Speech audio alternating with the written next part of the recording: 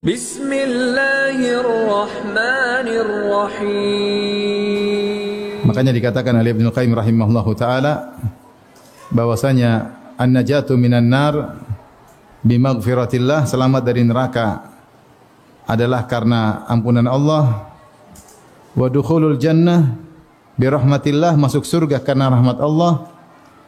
Namun waqtisamu ad-darajat wal manazil bil a'mal, adapun pembagian derajat level-level dalam surga adalah dengan amal saleh.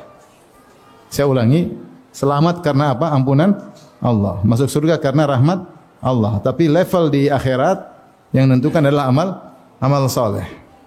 Makanya Allah berfirman, udkhulul jannata bima kuntum ta'malun.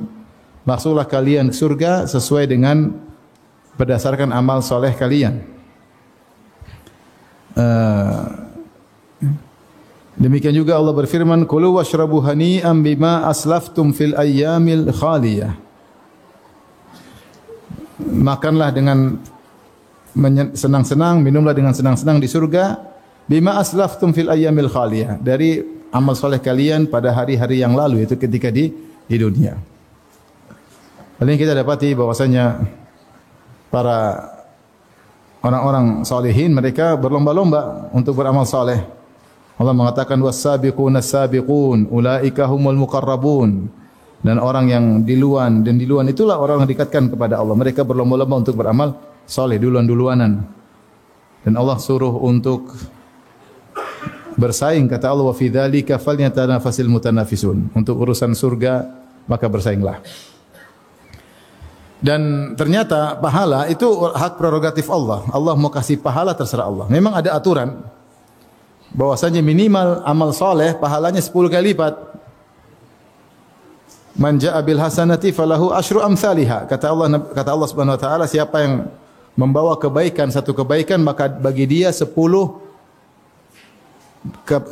lipat pahalanya. Ini minimal. Setiap amalan minimal pahalanya 10 kali lipat. Makanya Rasulullah SAW mengatakan, ya, la aqulu wal hasanatu bi asyri amsalihha. Ya, bacalah Al-Qur'an, ya, karena setiap huruf ada pahalanya, dan setiap kebaikan, setiap huruf dapat satu pahala, dan satu kebaikan dilipat 10 kali. La aqulu alif lam mim harf, aku tidak mengatakan alif lam mim satu harf, tetapi alifun harfun, lamun harf, mim harf. Alif satu huruf, lam satu huruf, mim satu. Kalau kita baca alif lam mim, kita dapat 3 kali 10. Berapa kebaikan? 30 kebaikan. Lain halnya dengan keburukan. Satu keburukan, satu dosa, satu keburukan. Satu dosa, satu keburukan. Kecuali dosa tersebut dilakukan di tanah haram, atau di bulan-bulan haram, atau di bulan Ramadan, maka tetap kuantitasnya satu, tapi kualitasnya diperbesar. Tapi kuantitas tetap satu.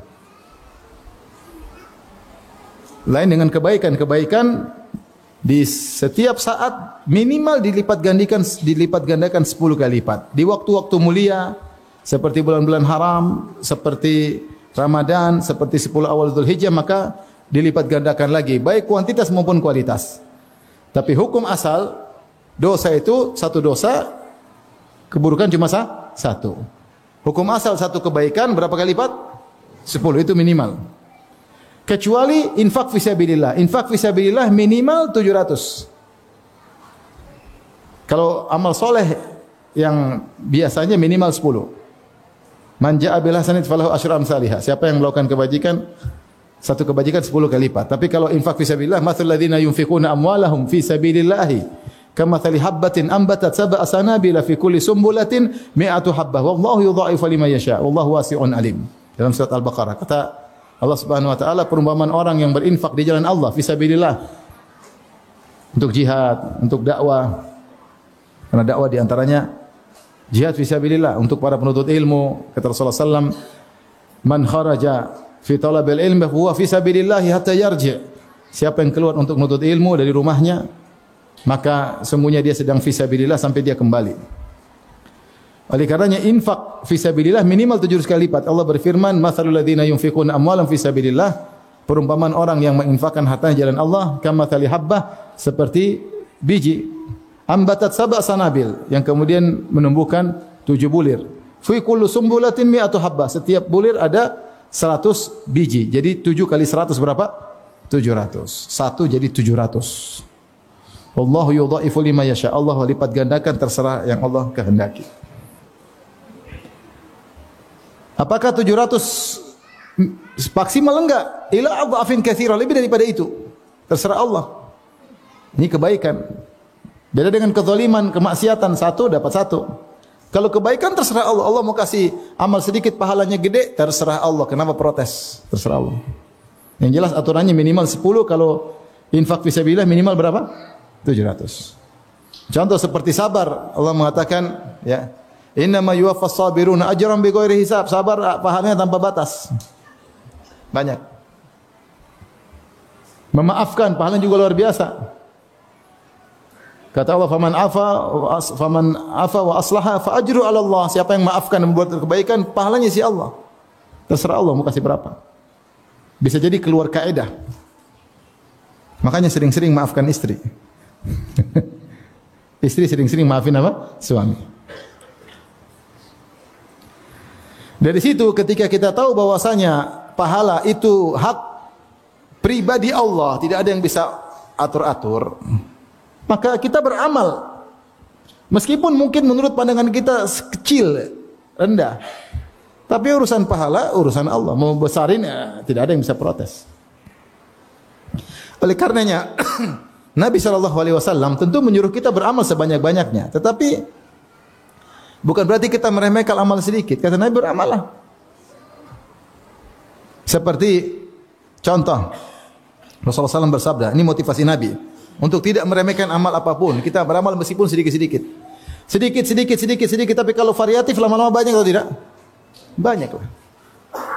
Kata Nabi, la tahqiranna minal ma'rufi syai'an walau antal akhaka biwajhin talik. Janganlah meremehkan kebaikan apapun. Jangan pernah meremehkan, karena pahalanya yang tahu siapa? Allah. Allah mau kasih besar, urusan Allah. Makanya Ibnu Mubarak berkata, rubba amalin saghir tu'azzimuhun niyyah. Betapa banyak amalan sedikit jadi besar gara-gara niat yang luar biasa. Pahala terserah Allah.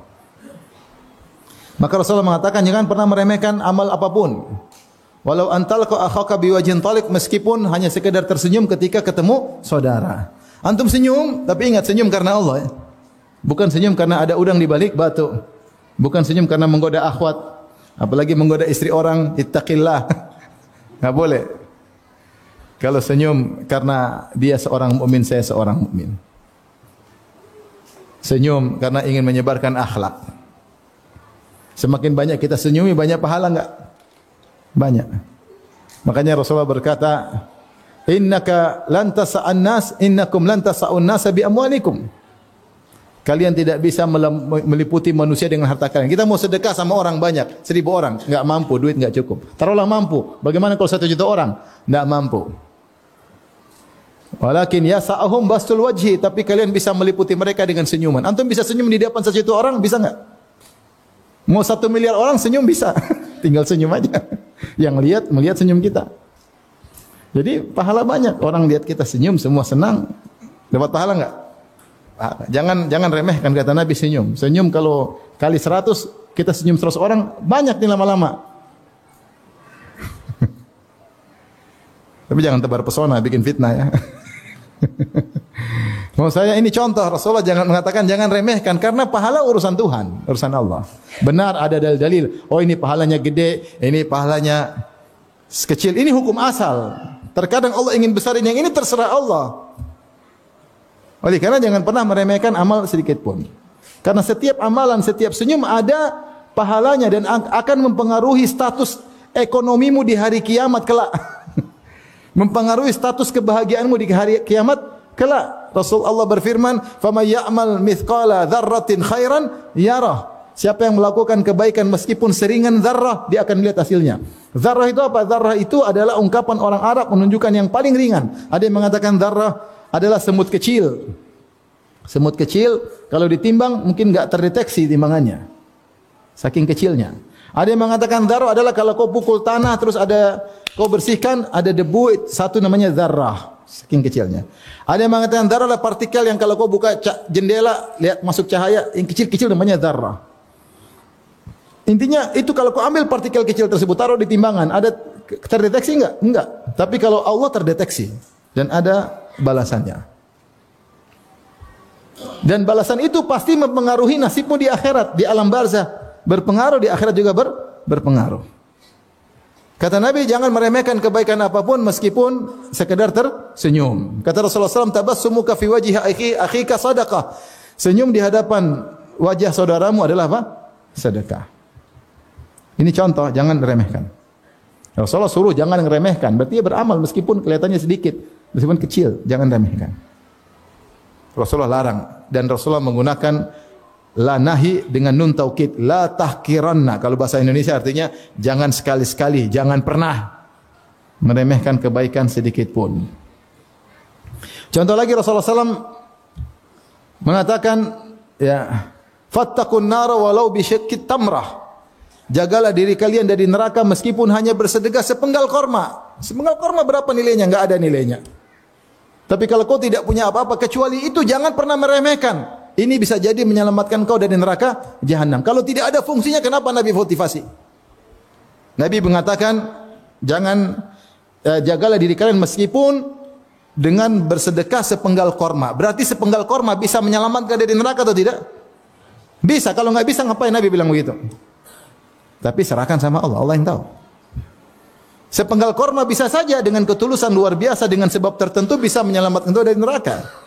Apalagi sekarung korma.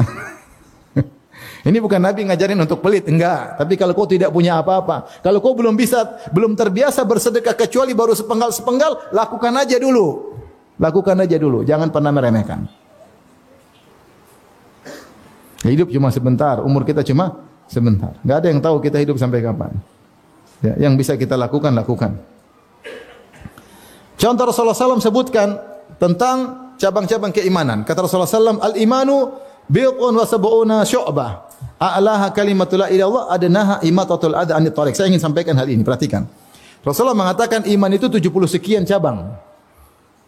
Sampai para ulama menulis buku tentang iman, misalnya Syu'abul Iman karangan Al-Baihaqi rahimahullahu taala untuk mengumpulkan cabang-cabang keimanan apa saja yang 70 sekian. Sebagaimana juga dilakukan oleh ulama-ulama yang lain, ya. Al-Halimi juga ada Syu'abul Iman, ya. Taib. Kata Rasulullah yang paling tinggi la ilaha illallah. Wa adnaha yang paling rendah imatatul adha anit thariq. Yang paling rendah adalah menghilangkan gangguan dari jalan.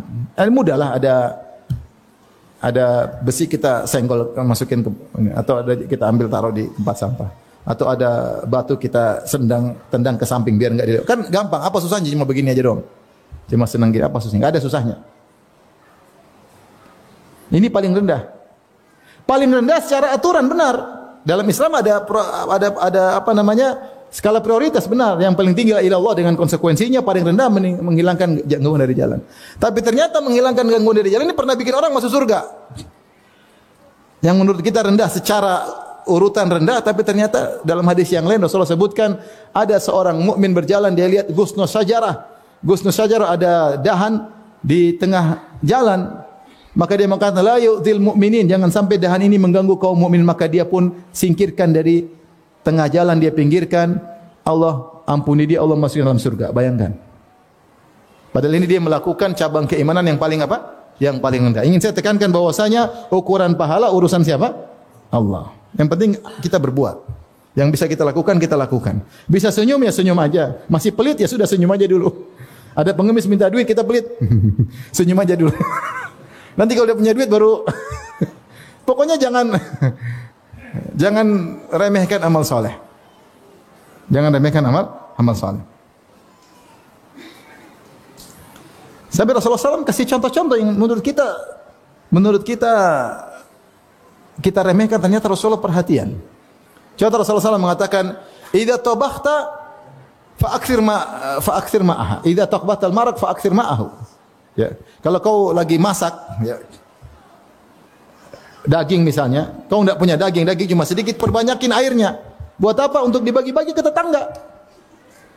Ya, daging cuma dikit-dikit, tidak apa-apa. Karena waktu antum masak sudah mengganggu, sudah kemana-mana baunya. Apalagi pakai micin. Udah kemana?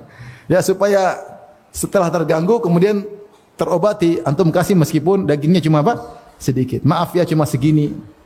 Ya. Kelihatannya sepele tapi tidak sepele bagi Nabi. Nabi suruh. Contoh cari pahala dengan nyuap istri. Kita kapan pikir pahala nyuapin istri? Kita baru merasa pahala kalau belikan istri emas. Kalau nyuapin kayaknya pahalanya enggak ada. Padahal kata Nabi sallallahu alaihi wasallam, "Lasta tunfiqu nafaqatan tabtaghi biha wajha Allah illa ujirta 'alaiha hatta luqmatal lati taj'aluha fi imra'atik." Tidaklah engkau berinfak karena Allah kecuali kau dapat pahala sampai suapan yang kau suapkan ke mulut istrimu. Sederhana. Nyuapin istri. Siapa yang hari ini nyuapin istri? Coba angkat tangan. Siapa hari ini nyuapin istri? Masya Allah. Allahumma barik. Masya Allah. Mudah-mudahan ikhlas.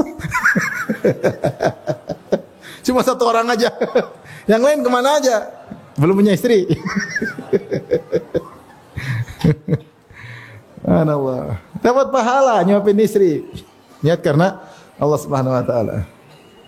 Saya juga nyuapin istri, Ustaz. Kenapa? Istri lagi sakit. Wah, iya, wajar. Kalau itu saya juga bilang. Baik.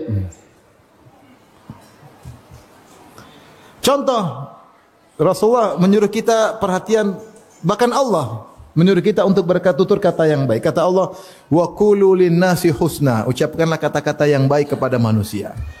Secara umum kalau dibilang an-nas itu umum kepada kaum mukminin, kepada orang kafir, kepada siapapun selama dia manusia, ucapkanlah kata-kata yang baik. Apa susahnya kita bertutur kata yang baik?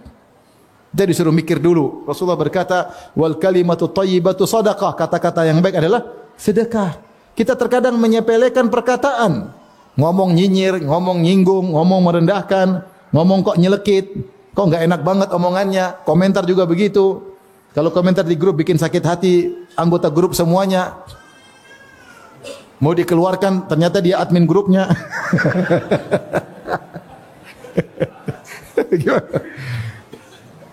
Apa susahnya kita kata-kata baik? Kata Nabi, "Wal kalimatu thayyibatu shadaqah." Kata-kata baik sedekah. Subhanallah.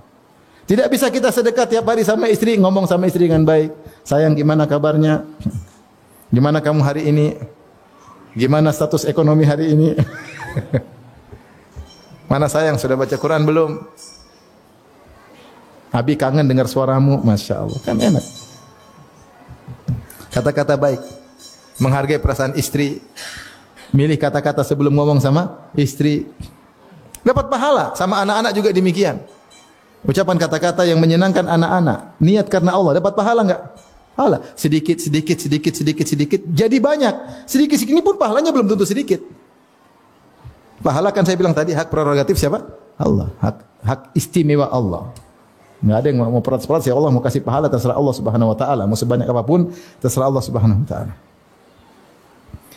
Sampai Rasulullah bersabda tentang zikir secara umum, "Kalimatani khafifatani 'alal lisani, thaqilatani fil mizani, subhanallah bihamdi subhanal azim." Dua kalimat yang ringan di lisan, tidak ada susahnya. Cuma bilang subhanallah bihamdihi subhanal azim. Ya. Tapi thaqilatani fil mizan, tetapi berat di timbangan, pahalanya besar. Dua kalimat tersebut, subhanallah bihamdihi subhanallahil azim. Dan zikir-zikir secara umum pahalanya besar. Mudah kita zikir sedikit, istighfar kadang, astagfirullah, atubu ilaih, astagfirullah, atubu ilaih, la ilaha illallah, subhanallah, alhamdulillah, la ilaha akbar, subhanallah bihamdihi adada khalqihi ridha nafsihi wa zinata arsyih wa kalimatihi. Zikir pagi, zikir petang, kelihatannya sepele tapi pahalanya besar di sisi Allah Subhanahu wa taala. Maka ini sedikit-sedikit kalau berkumpul jadi banyak. Maka jangan pernah sepelekan. Yang penting ada kegiatan. Kita bisa amal soleh sedikit-sedikit tapi banyak kegiatan. Di rumah ada kegiatan, senyum sama istri, ngobrol sama anak-anak, sama pembantu juga dengan tidak menghina, tidak merendahkan. Dia manusia, punya status, kita ngomong yang baik. Ya, sama tetangga. Assalamualaikum Pak, mana Pak? Sehat Pak? Ya. Mana kabarnya Pak? Kalau ada salam tempel bagus, kan Pak?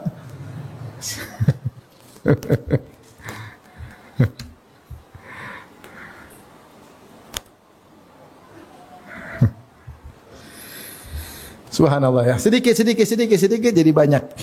Ya. Temu anak-anak, ngobrol, gimana nak, gimana pelajarannya, gimana sudah murojaah belum? Ayo semangat nak ya. Cuma gitu aja apa susahnya? Apa susahnya? Ada waktu telepon mak, mak gimana kabarnya mak? Hari ini ngapain mak? Oke mak, assalamualaikum, udah selesai. Kalau masih ada punya ayah telepon, ya gimana Bi, gimana kabarnya Bi? Mana hari ini? Mama gimana Bi? Masih ngomel-ngomel enggak? Ngobrol aja ya, ngobrol telepon tante, telepon kakak, bercanda di grup kakak adik. Kita niatkan karena apa? Sedikit jadi apa? Jadi banyak. Taib. Saya akan tekankan lagi bahwasanya pahala urusan Allah. Bisa jadi di mata kita kecil, ternyata besar di sisi Allah. Tadi contohnya Rasulullah sudah sebutkan cabang keimanan paling rendah adalah menghilangkan gangguan dari jalan. Ternyata dalam hadis yang lain Rasulullah jelaskan ada orang menghilangkan gangguan dari jalan maka malah masuk surga. Contoh lagi Rasulullah SAW bersabda, sabaqa dirhamun mi'ata alfin.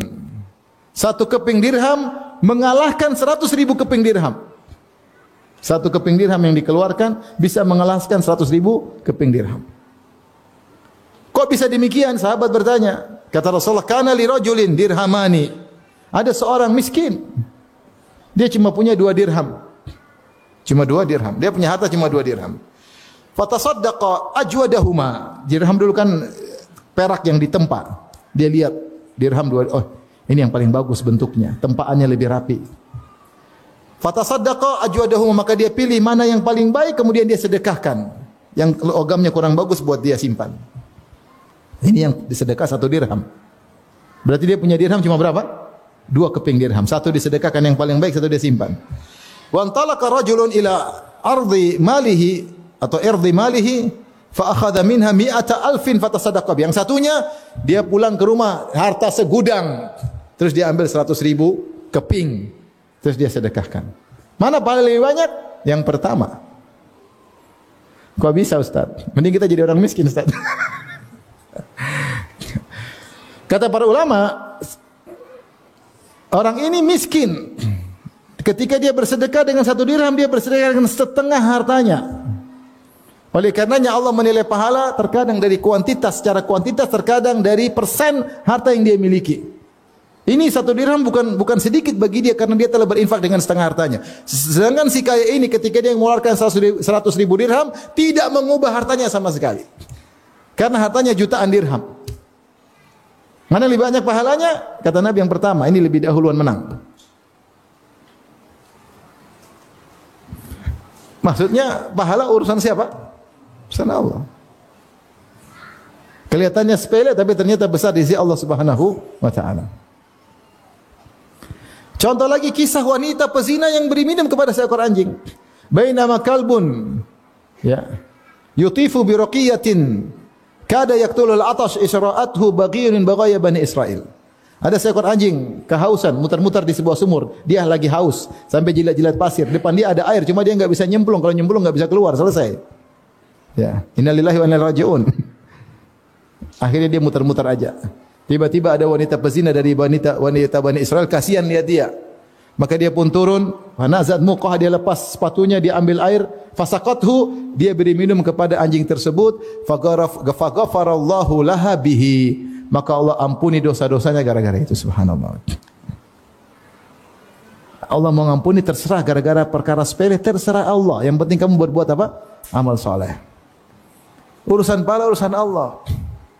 Ya Ustaz, dia sedekah 1 miliar. Kamu berapa? Cuma 100.000 Ustaz. Sudah. Urusan Allah. Belum tentu 1 miliar lebih baik daripada 100 apa? Ribu. Yang penting kamu sedekah. Jangan cuma bilang, ya Allah, Masya Allah, Allahumma barik. Tapi kamu juga enggak keluar duit. Keluarin duitmu. Semampunya. Makanya sungguh menakjubkan orang yang sejak ketika dia susah, dia sudah suka bersedekah. Semakin dia bertambah rezeki, dia tambah bersedekah terus. Allah tahu ini susah kaya, terus bersedekah. Alladzina yunfiquna amwalahum. Ya. Kata Allah Subhanahu wa taala, wasari'ul maghfirati min rabbikum wa jannatin arduha samawati wal ardu iddat lil muttaqin. Alladzina yunfiquna amwalahum fis sarra'i wad dharra. Orang-orang bertakwa penghuni surga yaitu menginfakkan harta mereka dalam kondisi lapang maupun dalam kondisi susah. Mereka tak berinfak. Taib, contoh pahala yang menakjubkan, ya, kita imani aja. Mungkin bagi kita kok aneh, tapi ya, pahala terserah Allah. Contoh kata Rasulullah sallallahu alaihi wasallam, "Man bakkara wabtakara wa ghassala waqtasala." Man ghassala waqtasala wa bakkara wabtakara. Kebalik. Man ghassala waqtasala. Siapa yang di hari Jumat dia menggauli istrinya di pagi hari sehingga dia menjadi junub dan dia menjunubkan istrinya. Paham ya? Enggak usah disarah ya. Wa bakkara wabtaraka. Kemudian dia segera menuju ke masjid. Dia berjalan menuju masjid untuk salat Jumat. Thumma dana minal imam, kemudian dia mendekati imam. Fastama'a wa ansata, kemudian dia menyimak dan mendengar. Kana lahu bikulli khutwatin yakhtuha ajru sanatin qiyamiha wa siyamiha. Maka setiap langkah dia melangkahkan dapat pahala setahun, pahala salat malam, pahala puasa setahun. Aneh ya?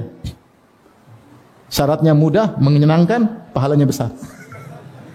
Ini hadis tidak bisa diamalkan sama jomblo, kasihan. Menghayal doang. Pahalanya kok banyak Ustaz? Ya terserah Allah, kamu protes. Dikasih pahala banyak protes, terus maunya sedikit aja.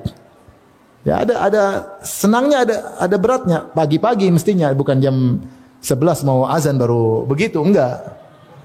Jam 8 pagi, kemudian pergi, kata para ulama, kenapa? Karena ketika dia berhubungan dengan istrinya, maka godaan syahwat sudah hilang.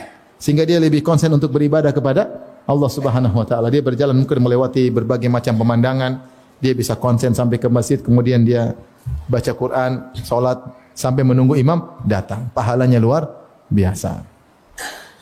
Sama dalam hadis, man raha fi sa'atil ula fa ka'annama qarraba badanah. Siapa yang datang di waktu pertama hari Jumat seakan-akan menyembelih seekor onta.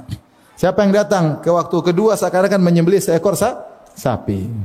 Sehingga para ulama berselisih, mana waktu pertama, waktu kedua. Intinya ada yang mengatakan bagi aja waktu dari pagi sampai azan zuhur, bagi 5 atau bagi 4, saat pertama itulah masih dapat onta. Kira-kira kalau jam 8 atau jam 8 masih dapat apa? Onta. Terakhir cuma telur. Seperti berkorban telur. Kalau imam sudah naik mimbar, tertutup catatan. Enggak ada telur, enggak ada ayam, enggak ada kambing, enggak ada sapi, enggak ada onta, selesai. Ya. Pahalanya segitu, Ustaz. Ya udah terserah Allah. Kenapa kau protes? Sudah, yang penting kau kerjakan. Beriman enggak? Kerjakan. Taib. Ada satu hadis yang Rasulullah SAW menjelaskan bagaimana luasnya rahmat Allah. Sampai Rasulullah sebut orang tersebut dengan amila qalilan wa ujira katsiran. Amalnya sedikit, pahalanya besar. Amalnya sedikit, pahalanya besar.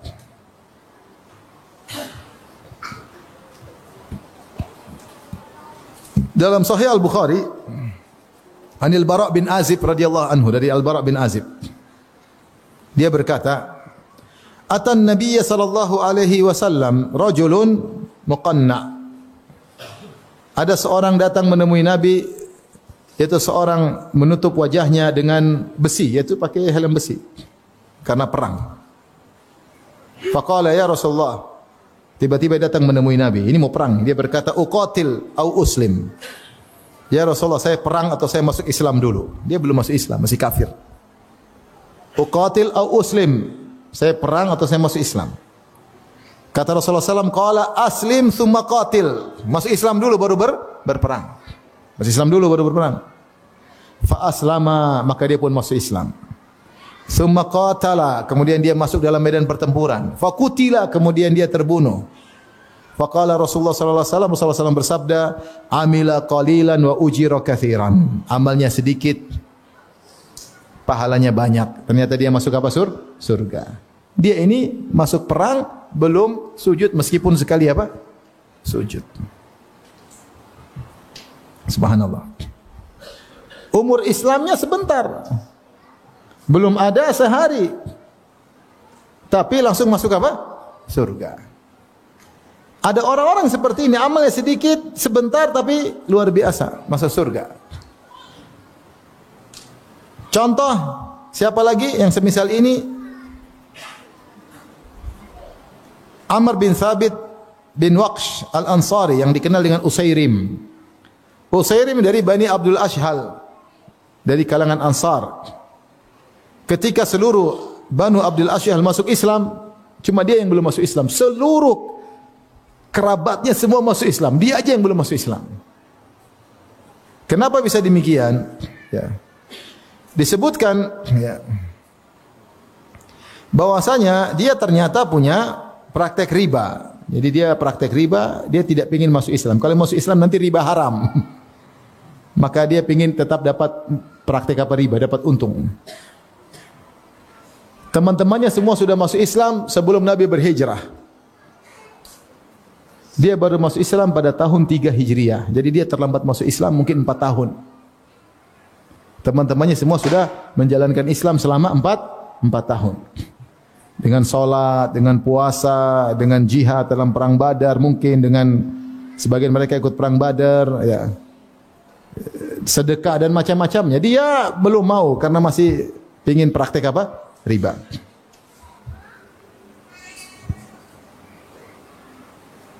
Maka pada perang Uhud dia datang. Sebelum dia bertanya, "Aina banu ammi?" Mana kerabat-kerabatku semua Banu Abdul Ashhal? Qalu bi Uhud. Ada yang mengatakan mereka semua pergi ke Uhud, perang Uhud, membela Rasulullah. Qala aina fulan? Si fulan ke mana? Uhud. Aina fulan? Fulan yang lain ke mana? Dia tanya saudara-saudaranya. Uhud, semua di Uhud. Si fulan lagi? Semua di Uhud. Maka falabisa alamatahu wa raqiba farasahu, maka dia pun pakai baju perangnya. Kemudian naik kudanya. Kemudian dia pun menuju kibalahum, menuju kepada pasukan kaum muslimin. Falamma ra'ahul muslimuna qalu ilaika anna ya Amr. Ketika dia menuju pasukan kaum muslimin, kata mereka, kerabat-kerabatnya, pergi jangan dekati kami, wahai Usairim, pergi ngapain di sini? Karena dia anggap dia kafir. Kata dia, inni amantu, saya beriman. Saya beriman. Akhirnya dibiarkan dia ikut perang. Faqatala hatta jurih, fahumila ila ahlihi jarihan. Maka dia pun berperang sampai terluka, kemudian dibawa ke istrinya dalam kondisi terluka. Maka datang Sa'ad bin Mu'adz bertanya kepada saudari perempuannya, saudari perempuan Usairim tadi. Salihi hamiyatan liqaumika am ghadaban lahum am ghadaban lillah. Kau tadi berperang karena fanatik suku, karena ingin bela kerabat-kerabatmu, atau karena kau marah membela mereka, atau karena Allah Subhanahu wa taala? Maka Usairim berkata, bal ghadaban lillahi wa li rasulih. Saya murka karena Allah dan karena Rasulnya. Maka dia pun meninggal dunia. Fadakhalal jannah, maka dia pun masuk surga. Wa ma shalla lillahi salatan, tidak pernah sujud sekalipun. Subhanallah. Amal sedikit masuk surga. Kita amal banyak, wallahu alam. Artinya saya ingin menekankan bahwasanya pahala itu urusan siapa? Allah.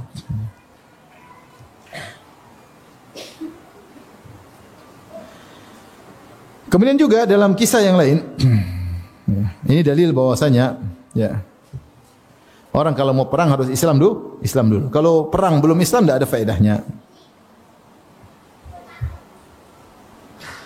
Kisah tentang penggembala kambing, ya, yang berkulit hitam, budak berkulit hitam yang masuk Islam, kemudian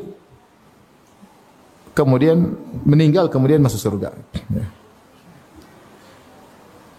Ada seorang namanya Yasar al-Habashi, disebutkan oleh Ibnul Athir. Yasar al-Habashi, dia seorang budak milik seorang Yahudi. Yahudi tersebut namanya Amir. Maka dia pun masuk Islam.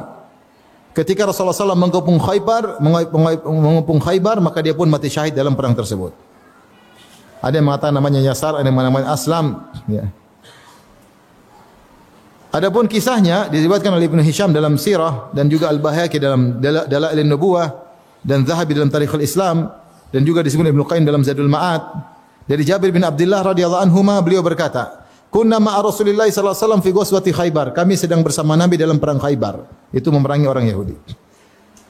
Kharajat sariyatun fa akhadhu insanan ma'ahu ghanamun yar'aha. Maka keluarlah pasukan kecil, ya, sariyah, lalu mereka mendapati seorang yang membawa kambing, penggembala kambing. Faja'u bi ila Rasulillah, maka pasukan kecil itu bawa penggembala kambing ini berkulit hitam dari Habasyi kepada Rasulullah sallallahu alaihi wasallam. Fakallamahu Nabi sallallahu alaihi wasallam masyaallah an yukallimahu. Rasulullah dakwahi dia, Rasulullah dakwahi. Meskipun penggembala kambing Rasulullah dakwahi. Rasulullah dakwahi, kaya miskin Rasulullah dakwahi. Rasulullah dakwahi. Maka sampai orang itu berkata, budak tadi berkata, "Inni qad amantu bika wa bima ji'ta bihi." Ya Rasulullah, aku telah beriman kepadamu dan beriman dengan risalah yang kau bawa. Kemudian fa kaifa bil ghanami ya Rasul? Terus kambing-kambing ini gimana ya Rasulullah? Fa innaha amanah, ini adalah amanah orang, bukan punya saya. Wa hiya linnas, ini saya bawa kambing-kambingnya banyak orang. Kambing-kambingnya orang Yahudi. Ada yang satu kambing, yang punya satu kambing, wasyatan, ada yang punya dua kambing. Dan ada yang punya lebih dari itu, kambing banyak orang saya gembalakan. Kata Rasulullah SAW, "Oh, sub wujuhaha." Yaitu lemparkanlah kerikil-kerikil atau pasir-pasir ke wajah kambing-kambing tersebut. Tarji ila ahliha, nanti akan kembali sendiri. Maka fa akhadha qabdatan min hasba'i aw turabin min hasba'a aw turabin farama bihi wujuha. Maka budak tadi ngambil satu genggam pasir atau kerikil-kerikil kecil, kemudian dia lemparkan ke wajah-wajah kambing-kambing tadi. Mukjizat ayat, ya, maka kemudian fa kharajat tashaddu hatta dakhalat kullu syatin ila ahliha. Masing-masing kambing pulang ke majikannya masing-masing. Thumma taqaddama ila shaf, kemudian dia maju ke dalam shaf. Fa asabahu sahmun faqatalahu, maka dia terkena anak panah, kemudian dia pun mati. Walam yusalli lillahi sajdatan qat, dan dia tidak pernah sujud meskipun sekali saja. Rasulullah sallam kemudian mengatakan, masukkan dia dalam tenda mayatnya. Kemudian Rasulullah sallam melihatnya. Kemudian Rasulullah sallam berkata, laqad hasuna islamu sahibikum, sungguh telah indah Islam sahabat kalian ini. Ya, laqad dakhaltu alaihi, dan aku telah melihat tadi jasadnya, mayatnya. Wa inna indahu la zaujataini lahu minal huril ain, sungguhnya dia mendapatkan dua istri bidadari. Masuk Islam cuma sebentar. Amila qalilan wa ujira katsiran, amal sedikit pahalanya besar. Hal ini seperti siapa? Seperti para penyihir Firaun. Para penyihir Firaun yang hidupnya puluhan tahun sebagai penyihir, mencari nafkah sebagai penyihir. Kemudian akhirnya duel dengan Musa alaihissalam untuk dapat upah juga, berduel. Namun Allah mentakdirkan lain. Ketika berduel dengan Nabi Musa, ternyata Nabi Musa melemparkan tongkatnya jadi ular betulan, kemudian makan tongkat-tongkat dan tali-tali mereka, maka mereka yakin ini utusan Allah. Mereka langsung sujud. Fa ulqiyas saharatu sujada, mereka sujud. Ketika mereka sujud kepada Allah, Fir'aun ngamuk. Ya. Inna hadza lakabirukum alladhi 'allamakum sirra, kalian ini ternyata Musa ini guru kalian cuma sandiwara di sini. Aku akan salib kalian, aku akan potong kalian. Potong kaki kanan dengan tangan kiri atau kaki kiri dengan tangan kanan. Maka mereka bersabar, mereka dibunuh, mereka masuk surga. Subhanallah, Islam cuma sebentar. Enggak sampai 1 siang. Waktu duha masih kafir, sore sudah meninggal, sudah masuk surga. Ada kisah menarik saya baca di internet tentang seorang syekh namanya Muhammad Al-Farraj. Dia bertemu dengan seorang Hindi, banyak pekerja di Arab Saudi, orang India. Ketika orang India tersebut beragama Hindu, maka dia dakwahi. Tetapi orang India ini menolak. Dan dia minta maaf Syekh, saya tidak bisa, maaf Syekh, saya begini. Sampai suatu hari Allah bukakan hatinya. Kadang orang masuk Islam belakangan, mungkin dia mikir, kalau ke depan kita mungkin dia belum masuk Islam, tapi pulang dia mikir. Dia tentangkan dengan akal sehatnya, kemudian akhirnya dia dibukakan hatinya untuk masuk Islam. Maka dia pun datang ke Syekh Muhammad Al-Farraj. Di sini sebut namanya Muhammad Al-Farraj, di masjidnya untuk ucapin salam. Tetapi Syekh lagi sibuk dengan murid-muridnya. Dia mau salamin, Syekh lagi sibuk dengan murid-muridnya. Tidak kasih perhatian sama dia. Ya, kemudian Syekh keluar dengan murid-muridnya, mungkin mereka lagi nanya-nanya. Akhirnya orang ini hanya berdiri depan pintu masjid. Dia melihat Syekh keluar dengan murid-muridnya. Ya. Kemudian mereka naik mobil, kemudian pergi jauh. Maka dia pun menangis di depan pintu masjid. Dia ingin masuk Islam. Dia terus menangis di depan pintu masjid. Sampai akhirnya datang seorang penghuni di kampung tersebut, anak muda, orang awam, tanya, ente kenapa? Ya, kok nangis di depan masjid? Orang kafir ya, kan orang pekerja kasar mungkin. Maka orang India ini mengatakan, saya ingin masuk Islam. Maka anak muda ini segera berkata, jazakallahu khair, ayo mari ke rumah saya. Maka orang India ini masuk Islam lewat anak muda tadi.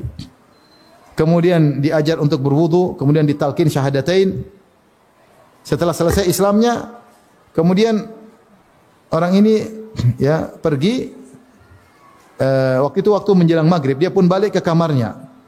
Dia baru masuk Islam, dia pulang ke kamarnya, tiba-tiba dia mengalami sakit di perutnya, sakit yang parah. Ya. Maka akhirnya anak muda ini pergi ketemu Syekh. Kabarkan Syekh Muhammad Farraj, kata dia, Syekh, ini orang India yang sering kau dakwahi, dia masuk Islam. Dia tadi nunggu engkau di pintu masjid, kau tidak gubrisin dia, akhirnya dia menangis dan akhirnya dia masuk Islam lewat saya. Akhirnya Syekh pun menyesal. Ya. Dia tidak tahu kondisi orang India tadi. Akhirnya dia pun segera menuju ke kamar dia pergi menuju ke kamar orang India tadi.